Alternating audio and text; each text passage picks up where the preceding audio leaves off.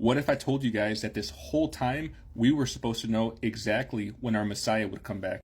And for the longest time, we have been told because of the verse in Matthew 24, verse 36 that says, "But no one knows of that day and hour, not even the angels of heaven, but my Father only," as a verse as to why we will never know the second coming of our Messiah. Interesting verbiage that he used. Nobody knows the day or the hour.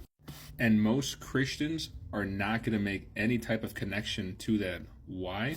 Because most Christians only study the New Testament and they don't study the First Testament as well, going back to the Hebrew roots of our faith.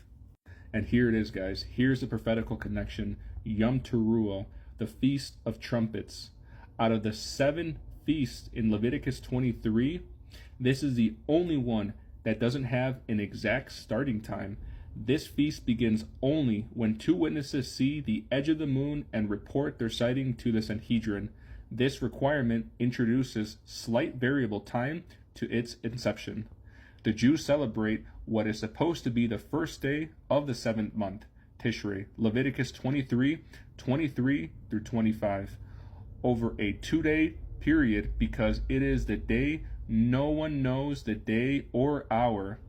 For this very reason, Yom Teruah, Feast of Trumpets, was and still is referred to as the feast that no one knows the day or hour of.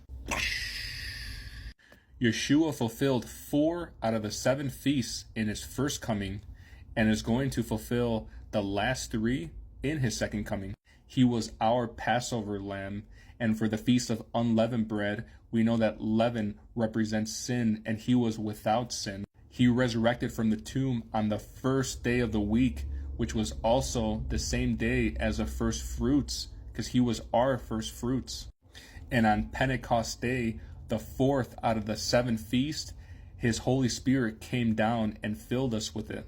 If he came and fulfilled the first 4 feasts, it's logical to think that his second coming, he would come to fulfill the last 3 feasts. And what feast comes next? The Feast of Trumpets, the day and the hour that nobody knows of. So by Yeshua saying that nobody knows the day and the hour, he could have been giving us a clue as to when he would indeed return. Let me know what you guys think in the comments.